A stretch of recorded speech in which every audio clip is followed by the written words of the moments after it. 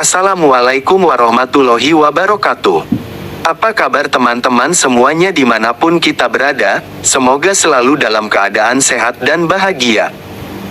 Selamat datang kawan-kawan semua di channel Ana Abrori Channel. Saya adalah asisten channel yang akan memandu kalian dalam perjalanan menaklukkan seleksi CPNS dan P3K tahun 2023. Teman-teman yang sedang berjuang untuk meraih kesuksesan, jangan khawatir. Di sini kami memiliki solusi terbaik untuk kalian. Modul-modul latihan yang lengkap dan komprehensif, khusus untuk semua formasi jabatan, tersedia di link yang tertera di deskripsi video ini. Harga yang super terjangkau, hanya Rp50.000, untuk e-book, yang berisi soal-soal teknis dan kompetensi bidang, tes intelijensi umum TIU, tes wawasan kebangsaan TWK, tes karakteristik pribadi TKP, manajerial, sosiokultural, dan persiapan wawancara.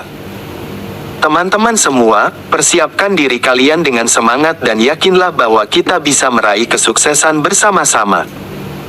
Mari kita awali perjalanan belajar kita dengan berdoa, sesuai keyakinan kita masing-masing. Oke, tanpa basa-basi lagi, mari kita mulai dengan soal yang pertama. Tema 3. Materi mengenai pemahaman tentang persiapan pembinaan. Berikut adalah latihan soal dan pembahasan. 1. Apa yang dimaksud dengan persiapan pembinaan dalam jabatan pengendali dampak lingkungan ahli pertama? A. Penyusunan rencana kerja tahunan. B. Pengumpulan data dan informasi terkait lingkungan. C. Pengorganisasian kegiatan pembinaan lingkungan. D. Pemilihan metode dan teknik pembinaan yang tepat. Jawaban C.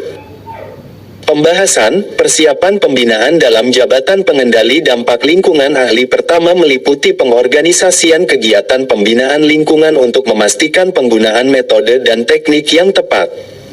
2. Langkah pertama dalam persiapan pembinaan adalah A. Mengumpulkan data dan informasi terkait lingkungan. B. Menyusun rencana kerja tahunan. C. Melakukan evaluasi dampak lingkungan. D. Mengidentifikasi permasalahan lingkungan. Jawaban D. Pembahasan, langkah pertama dalam persiapan pembinaan adalah mengidentifikasi permasalahan lingkungan yang perlu ditangani dalam rencana kerja tahunan.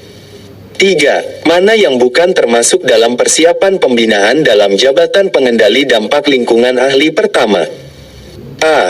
Analisis risiko lingkungan. B. Menyusun program mitigasi dampak lingkungan. C. Pengorganisasian kegiatan sosialisasi. D. Evaluasi dampak lingkungan. Jawaban D.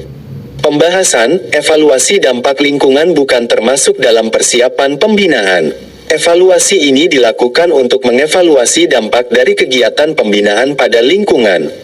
4. Langkah yang tepat dalam mengidentifikasi permasalahan lingkungan adalah A. Menganalisis setiap aspek lingkungan yang terlibat. B. Melakukan survei terhadap seluruh wilayah terkena dampak. C. Menetapkan skala prioritas permasalahan.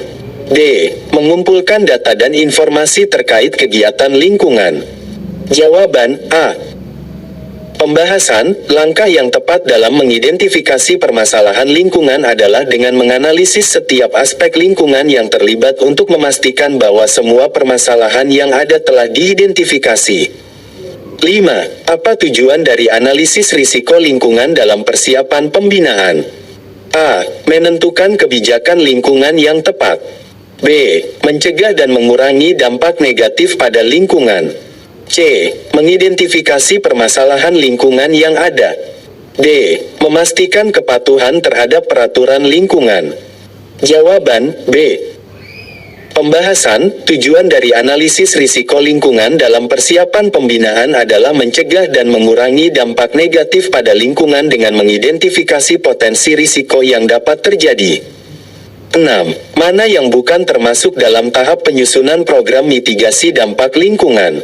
A. Menentukan metode dan teknik mitigasi. B. Mengidentifikasi tujuan dan sasaran mitigasi. C.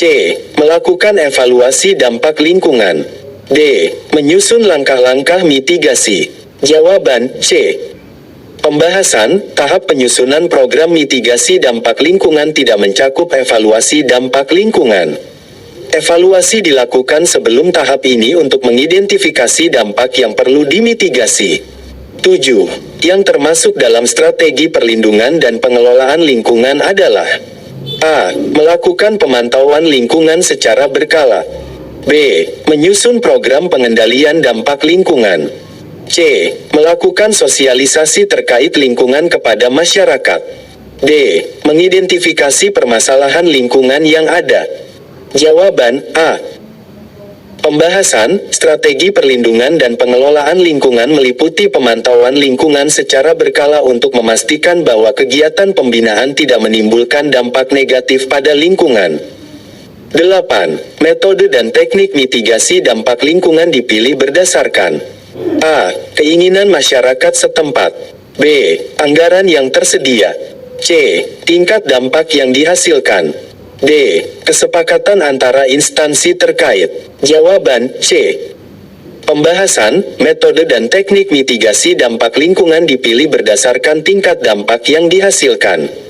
Semakin tinggi tingkat dampak, semakin diperlukan metode dan teknik mitigasi yang memadai. 9. Apa yang dimaksud dengan inventarisasi aset lingkungan? A. Pengumpulan dan pencatatan data lingkungan. B. Evaluasi jumlah dan kualitas aset lingkungan. C. Pemutakhiran daftar aset lingkungan yang dimiliki. D. Penentuan nilai ekonomi dari aset lingkungan. Jawaban A. Pembahasan, inventarisasi aset lingkungan adalah proses pengumpulan dan pencatatan data lingkungan yang dimiliki, seperti jenis vegetasi, keanekaragaman hayati, dan sumber daya alam. 10. Apa yang dimaksud dengan sosialisasi terkait lingkungan? A. Penyuluhan kepada masyarakat mengenai pentingnya lingkungan. B. Aktivitas pengumpulan data dan informasi lingkungan. C. Proses pengorganisasian kegiatan pembinaan lingkungan. D. Evaluasi dampak kegiatan pembinaan pada lingkungan. Jawaban A. Pembahasan, sosialisasi terkait lingkungan adalah kegiatan penyuluhan kepada masyarakat mengenai pentingnya lingkungan dan langkah-langkah yang dilakukan untuk melindunginya. 11. Mana yang bukan merupakan langkah dalam menyusun rencana kerja tahunan dalam persiapan pembinaan? A. Menetapkan indikator pencapaian. B. Memperkirakan anggaran yang diperlukan. C. Mengidentifikasi permasalahan lingkungan. D. Membuat jadwal pelaksanaan kegiatan. Jawaban C.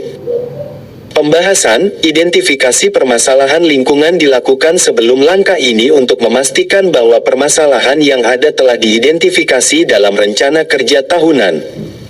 12. Apa yang dimaksud dengan penentuan langkah-langkah mitigasi dalam persiapan pembinaan?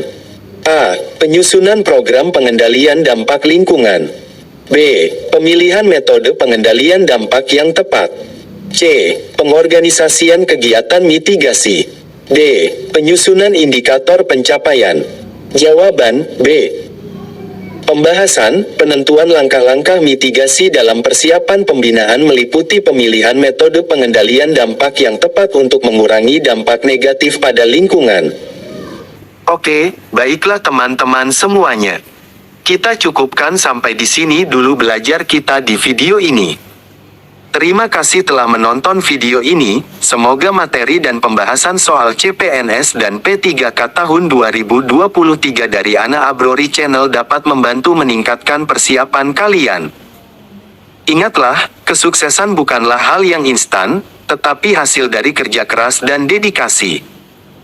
Jika kalian ingin mendapatkan modul latihan lengkap, jangan ragu untuk mengunjungi link di deskripsi video ini.